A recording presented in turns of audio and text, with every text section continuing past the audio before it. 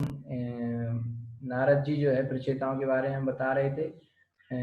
उसके बाद पहले विदुर जी ने प्रचेताओं के बारे में प्रश्न किया, फिर वो नारद जी जो है उनका ध्रुव महाराज के वंश का वर्णन कर रहे हैं। ठीक है, ओके। तो 10वां श्लोक, जड़ांध बधिर उन्मत्त मूक आकृति, जड़ांध बधिर्मुक्ता मूक आकृति तन्मति लक्षिता पथि बालानां प्रशांत श्रीवानला। तो डिस्कशन चल रहा था ध्रुव महाराज के बेटे उत्कल के दिव्य गुणों का। ठीक है, जड़ माने मूर्ख, अंध माने अंधा, बहिर माने बहरा, उन्मत्त पागल, मूक गूंगा, आकृति आकृति अतत् उस प्रकार का नहीं, मति लक्षिता मति बुद्धि लक्षिता देखा जाता था, पथि मार्ग पर बालानाम अल्पज्ञों द्वारा, प्रशांत शांत अर्ची ज्वालाओं से युक्त एवं सदृश अनला अग्नि, अल्पज्ञानी राह चलते लोगों को उत्कल मूर्ख, अल्पज्ञानी राह चलते लोगों को उत्कल मूर्ख, अंधा, गूंगा, बहरा तथा पागल सा प्रतीत होता था, किंतु वह वास्तव में ऐसा था नहीं। वह उस अग्नि के समान बना रहा जो राख से ढकी होने के कारण लपटों से रहित होती है।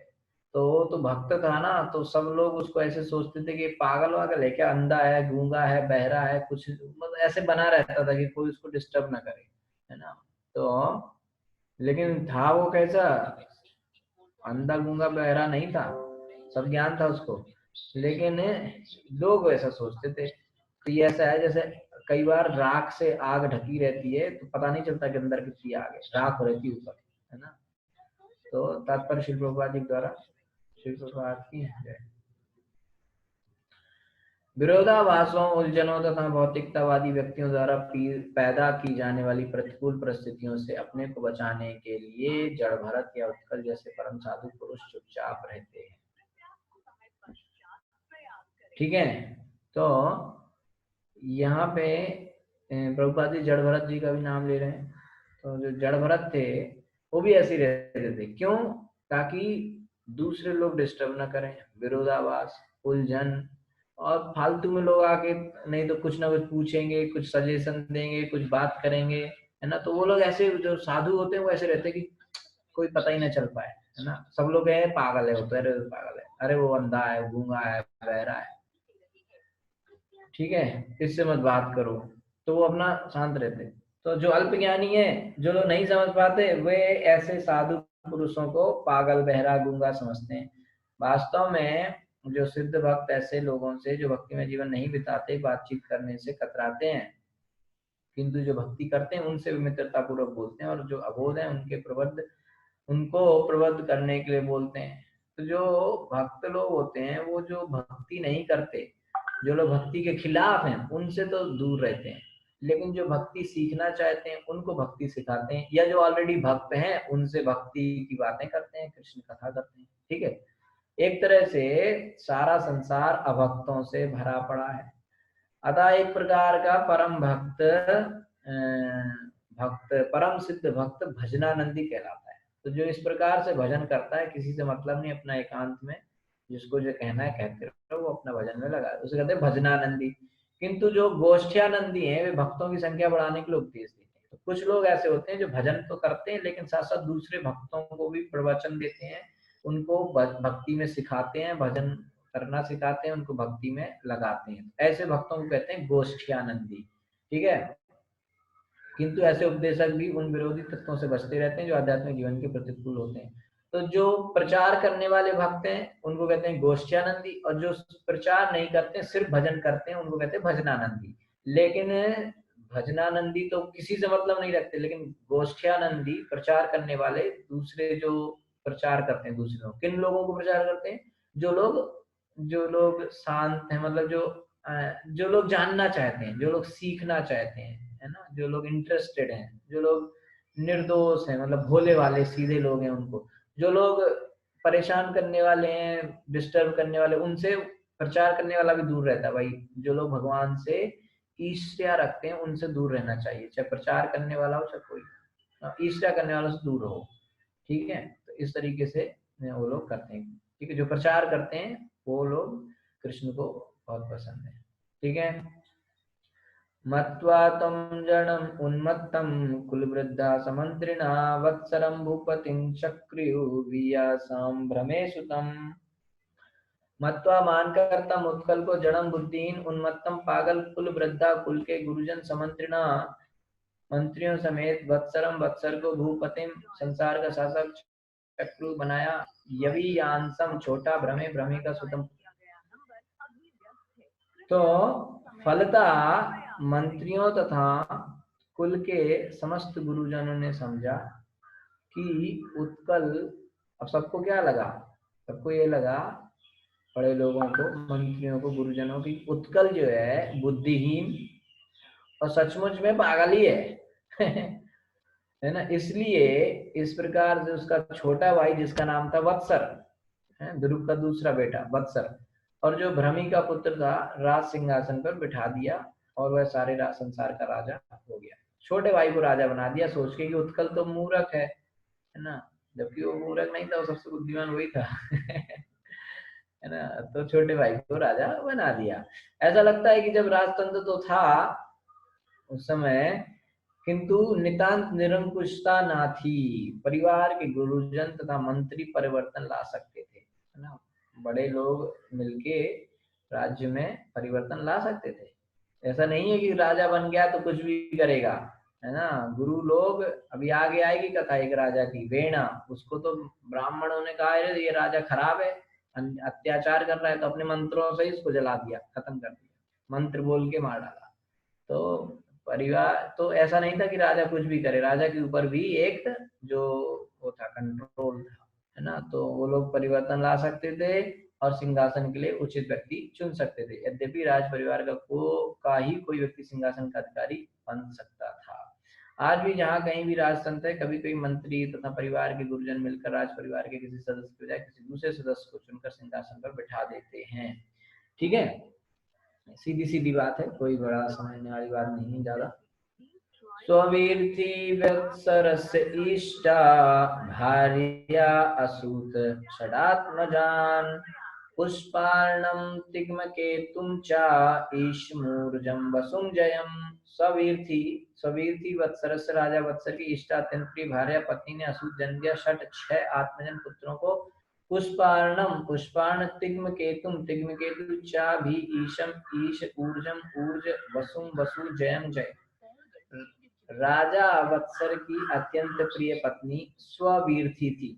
जो राजा बन गया है, ध्रुव का दूसरा बेटा वत्सर राजा बन गया है, और इसकी पत्नी थी स्ववीर्थी, और उनके हुए 6 पुत्र जिनके नाम थे पुष्पार्ण तिग्मकेतु ईश ऊर्ज वसु तथा जय, ठीक। ये उनके 6 पुत्र थे। तो वत्सर की पत्नी को यहाँ इष्टा अर्थात पूज्य बताया गया है। दूसरे शब्दों में ऐसा प्रतीत होता है कि वत्सर की पत्नी में समस्त उत्तम गुण थे। उदाहरणार्थ वह सदैव आज्ञाकारिणी तथा पति की अत्यंत प्रिया थी, पति की सारी आज्ञा मानती थी। तो गृहस्थी के कार्यों को संभालने में वो बहुत ही एक्सपर्ट थी, दक्ष थी। यदि पति तथा पत्नी दोनों उत्तम गुणों से युक्त हों और शांति पूर्वक रहें तो उनकी संतानें उत्तम होती हैं। यदि सारा परिवार सुखी तथा संपन्न रहता है, ठीक है। पति पत्नी अच्छे गुण वाले हैं तो संतान भी अच्छे गुण वाली होगी, ठीक है। अच्छा, श्लोक संख्या चल रहा है प्रभु जी स्कंद 4 अध्याय 13 श्लोक संख्या 12, ठीक है। 4, 13, 12, ओके। अब हम 13वां श्लोक पढ़ने जा रहे हैं, लेकिन ठीक है। पुष्पार्णस्य प्रभाभार्या दोषा च द्वे बभूवतु प्रातर्मध्य निंदनम सायमिति रासन प्रभासुता। पुष्पार्ण से पुष्पार्ण की प्रभा भार्या पत्नी। अब गुरु ध्रुव महाराज के वंश का वर्णन आ रहा है, ठीक है। तो दोषा चा भी द्वे दो बभूवतु थी प्रातः प्रातः मध्यम दिनम सायं सायं इति, इस प्रकार ही निश्चय आसन थे प्रभासुदा प्रभा के पुत्र। तो पुष्पार्ण के 2 पत्नियां थी जिनका नाम था प्रभा तथा दोषा, ठीक है।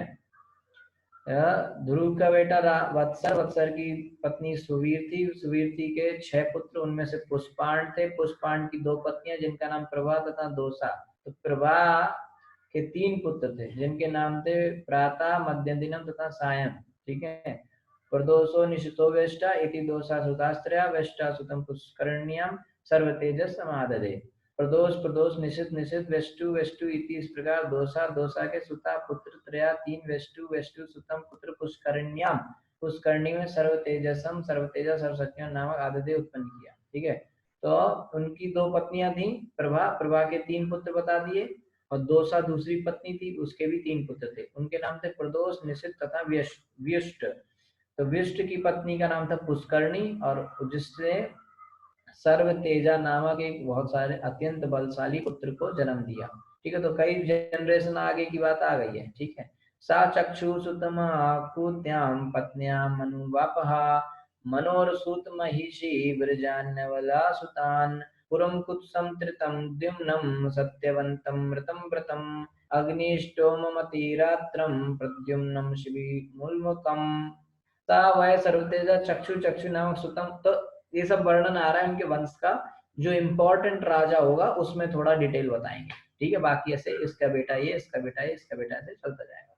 सा वह सर्वतेजा चक्षु, चक्षु नामक सुतम पुत्र आकुत्यम, आकुति में पत्नियां, पत्नी में मनु, चाक्षुष मनु अवाप प्राप्त किया। हा निसंदेह मनु, मनु की असूत जन्म दिया। महिषी रानी विरजा निर्विका नडवला, नडवला ने सुतान पुत्र पुरुम, पुरु कुत्सम कुत्स्तीर्तम त्रिद्युम्नम द्युम्न सत्यवंतम सत्यवान ऋतम ऋता व्रतम व्रत अग्निशोष्टमम अग्निष्टोम अतिरात्रम अतिरात्र प्रद्युम्नम प्रद्युम्न शिविम शिवि उल्मुकम उल्मक। सर्वतेजा की पत्नी आकुति ने, अभी उनका बेटा था सर्वतेजा, सर्वतेजा की पत्नी आकुति, आकुति ने एक पुत्र को जन्म दिया जिसका नाम था चाक्षुष। है ना, ये इंपॉर्टेंट व्यक्ति है। तो चाक्षुष जो बाद में, ये चाक्षुष जो है 6वें मनवंतर में मनु बने, चाक्षुष मनु। है ना। ठीक है। तो चाक्षुष मनु की पत्नी नडवला ने निम्नलिखित निर्दोष पुत्रों को जन्म दिया। तो इनकी पत्नी थी नडवला, उनके पुत्रों के नाम बता रहे हैं पुरु कुत्स त्रित दुम्न सत्यवान ऋत व्रत अग्निष्टोम अतिरात्र प्रद्युम्न शिवी तथा उल्मक। ठीक है। ये उनके पुत्र के नाम है। ठीक है। तो ये चाक्षुष मनु जो है आगे 6वें मनवंतर में ये मनु बनेंगे। ठीक है। तो अभी तो पहला ही मनु चल रहा है ना, शंभु मनु, उन्हीं की सब चल रहा है।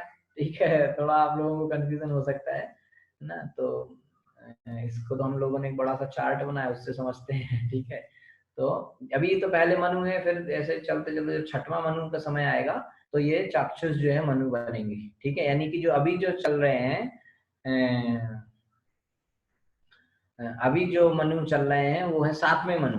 अभी प्रेजेंट में, अभी अपने समय में जो मनु है वो है 7वें मनु का 7वें नंबर के मनु है, उनका नाम है सत्यव्रत वैवस्वत मनु। है ना। तो वैवस्वत मनु का समय चल रहा है ये, और इससे पहले जो 6वें मनु थे वो चाक्षुष मनु थे। ठीक है। अच्छा, तो इनके पुत्रों के वर्णन आया है, उनमें एक पुत्र थे उल्मक, उल्मको जनयत् पुत्रान् पुष्करण्यां षडुत्तमान् अंगसुमन संख्यातिं क्रतुमंगिरसं गयम्। उल्मका, उल्मक ने अजनयत उत्पन्न किया पुत्रान, पुत्रों को पुष्करणी अपनी पत्नी पुष्करणी से 6 उत्तमान अत्यंत उत्तम अंगम अंग सुमन सम सुमना ख्यातिम ख्याति क्रतुम क्रतु अंगिरसम अंगिरा गयम गय। उल्मक के 12 पुत्रों में से 6 पुत्र उनकी पत्नी पुष्करणी से उत्पन्न हुए। ठीक है। वे सभी अति उत्तम पुत्र थे, उनके नाम थे अंग सुमना ख्याति कृतु अंगिरा तथा गए। ठीक है। ये 6 पुत्र हुए इनके। सुनीतांगस्य एक पत्नी से। ठीक है। सुनीतांगस्य या पत्नी शुशुवे वेनमुल्मणम यद्यवशीलयात्स राजर्षि निर्विण्णो निर्गातु पुरात्। सुनीता, सुनीता अंगस्य अंग की या जो पत्नी, पत्नी सुशुवे जन्म दिया वेणम वेण उल्बणम अत्यंत कुटिल यत जिसका दौशील्यात बुरा आचरण से सा वह राजर्षि, राजर्षि अंग निर्विण्णा अत्यंत निरात निरगात बाहर चला गया प्रात घर से। तो अंग की पत्नी सुनीता से, अब उल्मक के पुत्र थे अंग, और अंग की पत्नी थी सुनीता, सुनीता से एक वेन नामक पुत्र उत्पन्न हुआ। ये थोड़ा इंपॉर्टेंट व्यक्ति था। तो वेण जो था वो बहुत ही कुटिल था, अत्यंत कुटिल। साधु स्वभाव का राजा अंग, महाराजा अंग जो थे वो तो साधु स्वभाव के थे, लेकिन उनका बेटा थोड़ा खतरनाक पैदा हो गया। तो साधु स्वभाव का राजा अंग वेन के दुराचरण से अत्यंत निराश था, फलता उसने घर तथा राजपाट छोड़ दिया और जंगल चला गया। तो महाराजा अंग को लगा, अरे हमारा लड़का तो बहुत ही बेकार है, वो उससे बेकार परेशान होके वो कहे हम तो जा रहे हैं भैया, सब छोड़ छाड़ के अपना जंगल निकल लिए। कौन? महाराजा अंग। ठीक है, किसकी वजह से? उनके बेटे की वजह से। उसका नाम क्या था? वेण है। इतना हमें याद रखना चाहिए, इतने सारे नाम याद न रहे पर ये याद रखें कि वेण एक राजा था जो कि खतरनाक था, दुष्ट टाइप का, और उसके पिता का नाम था अंग। और अंग जो है वो अपना वेण के दुष्टों इसके अत्याचारों को देख के वो अपना जंगल चले गए थे। तो अभी ये जो महाराजा वेण हुआ ना, इसकी कहानी थोड़ी डिटेल में आएगी। ठीक है। यमंगशेपूकुपिता वाग्व्रजामनया किल गत गताशोस्तस्य भूयस्ते ममन्थुर्दक्षिणं करम् अराजके तदा लोके दस्युभिः पीडिता प्रजा जातो नारायणांशेन प्रचुरादिक्षितीश्वरा। यम जिसको वेन को अंग हे विदुर शेपू उन्होंने शाप दिया, कुपिता क्रुद्ध वाक प्रजा जिनके शब्द ब्रज के समान कठोर, मुनिया बड़े बड़े मुनि किल निसंदेह गत आसो मरने के बाद तस् उसका भूया साथी ते वे ममंतु मथा दक्षिणाम दहिना कर्म हाथ अराज के बिना राजा के तथा तब लोग के संसार में दस्यु भी बदमाशों तथा चोरों के द्वारा पीड़िता दुखी प्रजा सभी नागरिक जाता उत्पन्न हुआ नारायण भगवान के अंश आंशिक प्रतिरूप द्वारा पृथु पृथु आद्य मूल क्षिति ईश्वर संसार का शासक। हे विदुर, आगे मैत्री जी कह रहे हैं, हे विदुर, जब ऋषिगण शाप देते हैं तो उनके शब्द वज्र के समान कठोर होते हैं, ऋषियों के शाप। अतः जब उन्होंने क्रोधवश वेन को शाप दे दिया तो वो मर गया। जो राजा वेन था बहुत अत्याचारी था, तो ऋषियों ने उसको शाप दे दिया मंत्रों के द्वारा और वो मर गया।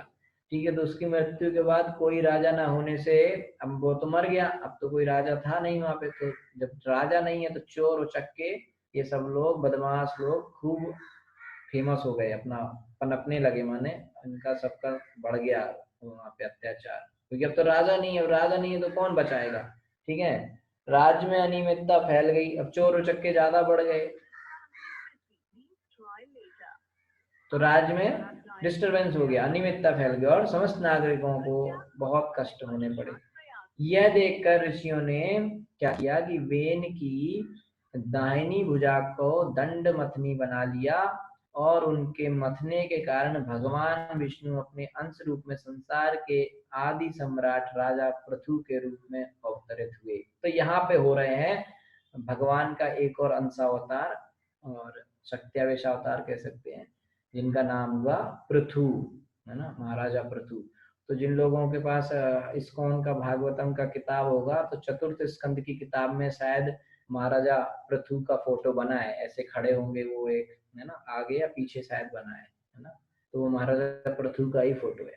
ठीक है, तो भगवान के सत्याविश अवतार थे, तो यहाँ उनका वेण के पुत्र के रूप में जन्म हुआ।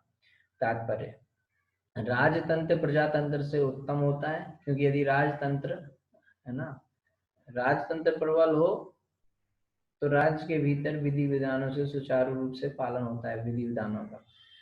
प्रभुपाद जी कह रहे हैं कि लोकतंत्र है ना, अभी प्रजातंत्र, प्रजातंत्र से अच्छा होता है राजतंत्र, क्योंकि राजतंत्र में राजा सब कुछ कंट्रोल करता है और राजा को कंट्रोल करने के लिए गुरु और ब्राह्मण रहते हैं। ठीक है, तो हर चीज वहां पे अच्छे से होती है। 100 वर्ष पहले भी भारत की रियासत कश्मीर का राजा इतना प्रबल था कि यदि उसके राज्य में कोई चोर पकड़ा जाता था तो उसके साथ खिलाया जाता तो वह तुरंत चोर के हाथ कटवा देता था। कश्मीर का राजा, चोर आया तो हाथ काट देगा चोर के। तो इतना कठोर दंड के कारण उसके राज्य में कोई भी चोरी नहीं करता था।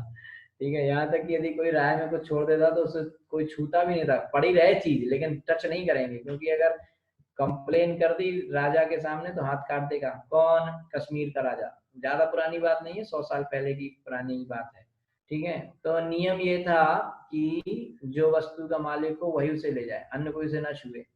तो तथाकथित प्रजातंत्र में जहाँ कहीं चोरी होती है पुलिस वहां पहुंचकर मामले को दर्ज करती है, किंतु सामान्यतः चोर कभी नहीं पकड़ा जाता और न उसे दंड दिया जाता है। प्रजातंत्र में क्या है, चोर तो होते हैं, पुलिस उनको FIR तो लिख लेती है पर पकड़ती नहीं है, और फिर केस चलेगा, पता नहीं कब, आप लोगों को सब पता है। ठीक है। तो असमर्थ सरकार होने से इस समय पूरे संसार में चोरों तथा उचक्कों की खूब भरमार है, ठगों की।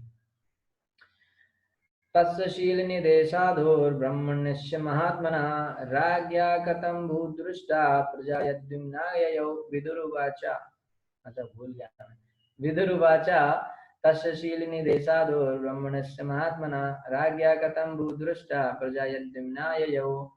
विदुरुवाच, विदुर ने कहा, तस्य उसका अंग का शील निधि उत्तम गुणों का आगार साधु संत पुरुष ब्राह्मणस्य ब्राह्मण सभ्यता का प्रेमी महात्मना महापुरुष राज्ञा राजा का कथम किस तरह अभूत था दुष्टा बुरा प्रजापुत्र यथ जिससे विमना अन्य मनस्क यय छोड़ दिया। तो विदुर ने मैत्री से पूछा, अभी मैत्री जी बता रहे थे कि ऐसे ऐसा इनका बेटा ये, इनका बेटा ये, इनका बेटा ये, और बीच में उसी सिलसिले में बताया कि ऐसे ऐसे महाराजा अंग हुए, उनका बेटा हुआ वेण, और वेण बड़ा खतरनाक था, इसलिए साधुओं ने उसको सांप दे के मार डाला, फिर उसका शरीर से मथने के द्वारा पृथु महाराज का जन्म हुआ। तो विदुर जी इसी के बीच में मैत्री जी से उनको रोक के पूछ लेते हैं। क्या पूछा कि हे ब्राह्मण, राजा अंग तो अत्यंत भद्र था, ठीक है, वह अत्यंत चरित्रवान तथा साधु पुरुष था और ब्राह्मण संस्कृति का प्रेमी था, तो फिर इतने महान पुरुष के बेन जैसा दुष्ट बेटा कैसे पैदा हो गया? अब अंग तो अच्छे राजा थे, संस्कृति सदाचार बढ़िया थे, तो उनका बेटा ऐसा दुष्ट कैसे हो गया जिससे वह अपने राज्य के प्रति अन्य मनस्क हो उठा और उसे छोड़ दिया, है ना? ऐसा खतरनाक बेटा कैसे हुआ? आशा ही की जाती है कि पारिवारिक जीवन में मनुष्य अपने पिता माता पत्नी तथा बच्चों के साथ सुखपूर्वक रहेगा, ऐसी सबकी आशा है। किंतु कई परिस्थितियों में कोई पिता माता संतान अथवा पत्नी शत्रु बन जाते हैं। चाणक्य पंडित ने कहा है कि जो पिता अत्यधिक ऋणी हो, बहुत सारा लोन ले रखा है किसी के पिता ने, तो वो पिता शत्रु जैसा है। और किसी की माता अगर दूसरी शादी कर ले तो वो माता कैसी है? शत्रु जैसी है, ठीक है। और किसी की पत्नी, ये थोड़ा स्ट्रेंज है लेकिन ऐसा ही है किसी की पत्नी अगर ज्यादा सुंदर है तो वो शत्रु है उसके लिए, और किसी का पुत्र मूर्ख है, निकम्मा है ना, तो वो भी शत्रु है। तो परिवार में 4 शत्रु होते हैं, ठीक है। पर अगर 4 शत्रु हो सकते हैं, अगर किसी का पिता बहुत सारा लोन लेके बैठा, कर्जा सिर पे चढ़ाया बैठा है, तो पिता शत्रु समान है। किसी की माता ने दूसरा अफेयर कर लिया है, दूसरी जगह शादी कर ली है, तो शत्रु के समान है। और किसी का बेटा बिल्कुल मूर्ख है, बुद्धू है, तो वो बेटा शत्रु के समान है। और किसी की पत्नी बहुत ज्यादा सुंदर है तो वो भी शत्रु के समान है, ठीक है। तो इससे 4 तरह के शत्रु परिवार में हो सकते हैं, ऐसा चाणक्य पंडित कहते हैं। इस प्रकार जब परिवार का कोई सदस्य शत्रु बन जाता है तो पारिवारिक जीवन बिताना या ग्रस्त बने रहना हो जाता है बड़ा मुश्किल। फिर पैसे तो आदमी परिवार में रहना चाहता है, बढ़िया माता पिता बच्चे पत्नी आराम से बढ़िया शांति से रहो, लेकिन अगर इस तरह की कोई परिवार का सदस्य शत्रु जैसा बन जाए तो परिवार में हो जाता है नरक, ठीक है। फिर वो मुश्किल पड़ती है उसको। सामान्यतः भौतिक जगत में ऐसी परिस्थितियां आती रहती हैं, इसलिए वैदिक संस्कृति के अनुसार मनुष्य को 50वें साल के बाद अपने परिवार वालों से विदा ले लेनी चाहिए, जिससे कि उसका बचा हुआ जीवन कृष्ण भक्ति की खोज में, कृष्ण चेतना की खोज में वो लगा सके। 50 साल तक तो खूब परिवार में रह लिया, अब निकल लो बाहर, ठीक है, ऐसा होना चाहिए, है ना। तो ये बात है। अच्छा, तो ठीक है, इस तरीके से आदमी को जो है ना हमेशा उसमें नहीं फंसे रहना चाहिए, एक समय के बाद जो है छुट्टी ले लेनी चाहिए भाई, ठीक है। मैं 50 साल का उम्र का बताया है शास्त्रों में, 50 साल के बाद वानप्रस्थ में चले जाना चाहिए। किं बाहोवेन उद्दिश्य ब्रह्मदंडम युयुजन दंडव्रते प्रतधरे रागी मुनियो धर्म को विदा। किम क्यों वा भी आम पाकर वेने वेन को उद्देश्य देखकर ब्रह्मदंडम ब्राह्मण दशा आयुयुजन दंडित करना चाह, दंड वृद्ध धरे जो दंड के डंडे को धारण करता, रागी राजा को मुनिया मुनिगा धर्म को विदा धर्म से पवित्र। तो विदुर जी आगे पूछते हैं, पहले तो उन्होंने पूछा कि उनका बेटा इतना अंग महाराजा का बेटा इतना खतरनाक कैसे दुष्ट कैसे पैदा हो गया, फिर आगे कह रहे हैं कि महान धर्मात्मा ऋषियों ने राजा वेन को, जो स्वयं दंड देने वाले दंड को धारण करने वाला था, क्यों कर शाप देना चाहा, इस प्रकार उसे सबसे बड़ा दंड ब्रह्म शाप दे डाला। ऐसा क्या हो गया कि राजा तो सबको दंड देता है कि नहीं, और राजा को ही दंड देना पड़ गया। ऐसा क्या कर दिया कि राजा को ही दंड देना पड़ गया, और वो भी छोटा मोटा दंड नहीं, ब्रह्म शाप। ब्राह्मण से मिले शाप को सबसे बड़ा दंड माना जाता है। ब्राह्मण से शाप न मिले बस, है ना, मतलब कैसे भी आदमी मर जाए लेकिन ब्रह्म शाप से न मरे। सबसे बड़ी दुर्गति है कि ब्राह्मण के द्वारा शाप मिलना बहुत मुश्किल है, फिर उससे छूट पाना। तो कहते इतना बड़ा दंड मिला राजा को, ऐसा क्या किया। तो ऐसा ज्ञात है कि राजा हर एक को दंड दे सकता है, किंतु इस कहानी में, इस प्रसंग में ये बात पता चल रही है कि ऋषियों ने उल्टे राजा को ही दंड दे दिया। तो अवश्य राजा ने कुछ गंभीर कार्य किया होगा, अन्यथा ऋषियों ने, जिनसे अत्यधिक सहिष्णु होने की अपेक्षा की जाती है, धार्मिक चेतना में अग्रसर होने पर भी उसे क्यों दंडित किया। जनरली ऋषि मुनि सबको इतना बड़ा दंड नहीं देते हैं, लेकिन राजा ने कुछ तो गड़बड़ करी होगी बड़ी, इसलिए उसको दंड दिया। यहाँ ये भी पता चल रहा है कि राजा ब्राह्मण संस्कृति से पृथक सत्ता नहीं रखता था। तो राजा जो है ब्राह्मण के कंट्रोल में रहता था, तो राजा के ऊपर ब्राह्मणों का नियंत्रण रहता था, और आवश्यकता पड़ने पर वे राजा को किसी हथियार से नहीं बल्कि ब्रह्म शाप के मंत्र से पदच्युत कर सकते थे, और उसका वध भी कर सकते थे। ठीक है, पेज नंबर चल रहा है 437, 437। ओके, तो इस तरीके से राजा को ब्राह्मण लोग दंड दे सकते थे, उनको पद से भी गिरा सकते थे, और शाप दे के मार भी सकते थे। ये ब्राह्मणों की पावर थी उस समय। ब्राह्मण इतने शक्तिशाली थे कि उनके शाप से लोग तुरंत मर जाते थे। ये शाप वाप सब चलते थे, मजाक नहीं है वहां पे, समझ में आ रहा है। उन लोग इतनी पावर होती, ब्राह्मण लोग इतने शुद्ध होते थे कि वो किसी को कुछ बोल दे तो वही हो जाता था। यहाँ तक कि ब्राह्मण तो ठीक है, पतिव्रता स्त्री का भी इतना पावर होता था उसके सतीत्व की वजह से, कि अगर वो कुछ बोल दे तो वही होता था, है ना। उसकी क्यों, उसकी पतिव्रता जो धर्म है ना, उसमें इतनी पावर है, सती में इतनी पावर होती थी, है ना, तो वही होता था। तो ये सब पहले होता था ऐसा। नावध्येया प्रजापाला प्रजाभिरग वानपि यदसौ लोकपालानां विवर्त्यो स्वतेजसा, ना कभी नहीं अवध्य अपमानित होने के लिए प्रजापाला राजा प्रजा भी प्रजा द्वारा अगवान पाप से पूर्ण अपि यद्यपि यद, क्योंकि असौ वह लोकपाला नाम अनेक राजाओं का विवर्ती पालन करता है, ओजा ओस तेज स्वतेजसा व्यक्तिगत प्रभाव से। प्रजा का कर्तव्य है कि वह राजा का अपमान न करे, चाहे यदा कदा वह अत्यंत पापपूर्ण कृत्य करता हुआ क्यों न प्रतीत हो। अपने तेज के कारण राजा अन्य शासनकर्ता प्रमुखों से सदैव अधिक प्रभावशाली होता है। वैदिक सभ्यता के अनुसार राजा भगवान का प्रतिनिधि होता है, वह नर नारायण कहलाता है, जो इस बात का सूचक है कि नारायण अर्थात भगवान राजा के रूप में समाज में प्रकट होते हैं। यह शिष्टाचार है कि प्रजा न तो ब्राह्मण का न क्षत्रिय राजा का कभी अपमान नहीं करती है। भले ही राजा पापी प्रतीत होता हो, लगता हो, किंतु प्रजा उसका अपमान नहीं करती है। किंतु वेन के विषय में ऐसा लग रहा है कि उसको नर देवताओं ने शाप दिया था, जिससे निष्कर्ष निकाला कि उसके पाप अत्यंत भयानक है।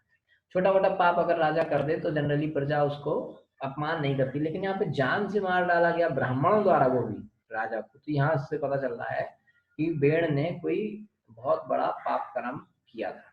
ठीक है, एतदाख्या ही मे ब्रह्मन् सुनीतात्मज चेष्टितं श्रद्धानाय भक्ताय त्वं परावर वित्तमः। एतद ये सब आख्यायी वर्णन करें मैं मुझसे ब्रह्मन हे परम ब्राह्मण सुनीता आत्मज, सुनीता के पुत्र वेन का चेष्टितम कार्यकलाप श्रद्धाना श्रद्धालु आज्ञाकारी भक्ता है अपने भक्त को तुम पर अवर भूत तथा भविष्य सहित वित्तम सुपरिचित।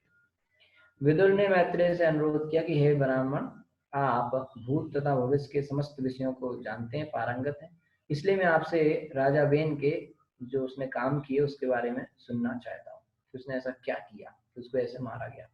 मैं आपका श्रद्धालु भक्त हूँ, आप मुझे इसे विस्तार से बताएं। तो विदुर ने अपने मैत्रेय को अपना गुरु मान रखा था। शिष्य जो हैं सदैव अपने गुरु से प्रश्न करते हैं और गुरु प्रश्नों का उत्तर देते हैं, बशर्ते कि शिष्य भद्र हों और तथा समर्पित हों। तो शील विश्वनाथ चक्रवर्ती ठाकुर ने कहा है कि जिस पर ये बात बहुत जरूरी है, समझने वाली है। विश्वनाथ चक्रवर्ती ठाकुर कहते हैं कि जिस पर गुरु की कृपा होती है उस पर ईश्वर की कृपा होती है। जब तक शिष्य अत्यंत विनीत और समर्पित नहीं होता, गुरु दिव्य ज्ञान के सभी रहस्य प्रकट करने के लिए तत्पर नहीं होता। पूरी तरह से अगर हम समर्पण नहीं करेंगे तो गुरु हर चीज नहीं बताएगा। जैसा कि भगवद गीता में कहा गया, गुरु से प्राप्त करने की विधि में समर्पण, उत्सुकता तथा सेवा सम्मिलित है। 3 चीजें, समर्पण, उत्सुकता तथा सेवा। समर्पण नहीं करेंगे तो पूर्ण ज्ञान नहीं मिलेगा, उत्सुक नहीं रहेंगे तो पूर्ण ज्ञान नहीं मिलेगा। हमेशा उत्सुक रहना चाहिए प्रश्न पूछने के लिए, सेवा करने के लिए, और सेवा तो करनी है। सेवा नहीं करेंगे तो फिर ज्ञान नहीं मिलेगा। ठीक है, तो इस तरीके से जो है यहाँ पे मैत्रेय जी से विदुर जी बड़े विनम्रता से पूछ रहे हैं। ठीक है, तो ये जो है साधारण एटिकेट है कि गुरु की सेवा करी जाए, गुरु को पूर्ण तरह से समर्पण किया जाए। पूर्णतः समर्पण माने जो गुरु कहें वही हम करें, है ना, और उत्सुकता के साथ। ठीक है, मैत्रेय अब जो है मैत्रेय जी उनके प्रश्नों का उत्तर देंगे। ठीक है, राजा वेण की कथा अभी आगे आएगी। ठीक है, तो अभी 7 बजे तक कथा चलेगी। तो अगर भी अभी यहाँ पे डिस्कनेक्ट हो जाने पे आप लोग फिर से ज्वाइन कर सकते हैं। 7 बजे तक चलेगा, अभी डिस्कनेक्ट होने पे फिर से आप लोग ज्वाइन कर सकते हैं। ठीक है, मैत्रेय उवाच अंगो अश्वमेधं राजर्षि राजहार महाकृतुं नाजग्मुर्देवतास्तस्मिन् आहूता ब्रह्मवादिभिः। मैत्रेय उवाच, मैत्रेय ने उत्तर दिया, अंग राजांग ने अश्वमेध एक राज ऋषि साधु राजा आजहार संपन्न किया। महाकृतुम महान यज्ञ ना नहीं आजग्मु आए देवता तस्मिन उस यज्ञ में आहूता बुलाए गए ब्रह्मवाद भी यज्ञ करने में ब्राह्मणों द्वारा।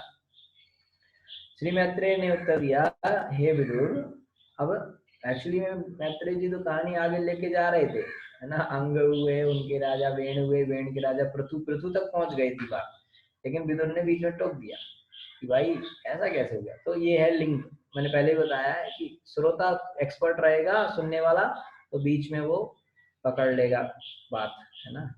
तो आप उन्होंने पूछ लिया, तो कह रहे हैं अब तो कहानी थोड़ी पृथु से थोड़ा पीछे, फिर अंग महाराजा तक पहुंच गए। तो एक बार राजा अंग ने अश्वमेध यज्ञ नामक महान यज्ञ संपन्न करने की योजना बनाई। वहां पर उपस्थित समस्त ब्राह्मण जानते थे कि देवताओं का आह्वान कैसे किया जाता है, किंतु उनके प्रयास के बावजूद भी किसी देवता ने ना तो भाग लिया और ना ही पुरुष से प्रकट हुआ, कोई नहीं आया। अच्छा, तो वैदिक यज्ञ सामान्य कृत्य नहीं। अब यज्ञ करना था तो देवताओं का बुलाना था, लेकिन कोई देवता आया नहीं। ठीक है, ब्राह्मणों ने जानते थे विधि देवताओं को बुलाने के लिए, बुलाया भी, लेकिन कोई भी देवता आया नहीं। वैदिक यज्ञ सामान्य काम नहीं होते हैं, ऐसे यज्ञ में देवता भाग लेते हैं, और इन कृत्यों में जिन पशुओं की बलि दी जाती थी उनको नवीन जीवन मिलता था। इस कली काल में कोई शक्तिशाली ब्राह्मण नहीं है जो देवताओं का आवाहन कर सके। ऐसा ब्राह्मण कलयुग में नहीं है जो देवताओं को बुला सके अथवा पशुओं को नया जीवन दान दे सके। बलि चढ़े और पशु को, उस जानवर को नया जीवन मिल जाए, ऐसा नहीं हो सकता कलयुग में। कोई ब्राह्मण में इतनी शक्ति नहीं है। तो प्राचीन काल में वैदिक मंत्रों में पारंगत ब्राह्मणों मंत्रों की शक्ति दिखा सकते थे, किंतु आज के समय में, इस युग में, ऐसे प्रेजेंट काल में, वर्तमान समय में ब्राह्मणों का अभाव है। ऐसे शुद्ध ब्राह्मण, पावरफुल ब्राह्मण नहीं है। इस वजह से ऐसे यज्ञ करना कलयुग में पूरी तरीके से वर्जित है, कोई नहीं करना चाहिए, कोई बलि वली नहीं। जिस यज्ञ में घोड़ों की बलि दी जाती थी वह अश्वमेध कहलाता था। कभी कभी गायों की भी बलि ग्वालंब खाने के लिए नहीं, बल्कि मंत्रों की शक्ति द्वारा नया जीवन प्रदान करने के लिए दी जाती थी। अतः इस युग में एकमात्र, कलयुग में सिर्फ एकमात्र यज्ञ है, वो है संकीर्तन युग। हरे कृष्ण कृष्ण कृष्ण हरे हरे, हरे राम राम राम हरे हरे। तो 24 घंटे हरे कृष्ण मंत्र का कीर्तन करना ही यज्ञ है, संकीर्तन यज्ञ जिसे कहते हैं। यही कलयुग का धर्म है, यही युग धर्म है। इस हरे कृष्ण महामंत्र को 24 घंटे करते रहना चाहिए। ठीक है, 26वां श्लोक। तम ऊचु विस्मिता, तम ऊचु विस्मिता तत्र यजमानम अथ ऋत्विजा हविषीर्हूयमानानि न ते गृह्णन्ति देवता। तम, राजा अंग को ऊंचू कहा, विस्मिता आश्चर्यचकित, तत्र वहां यजमानम यज्ञ कराने वालों को, अतः तब ऋत्विजा पुरोहित हविषी शुद्ध घी की आहुतियां हूयमानानि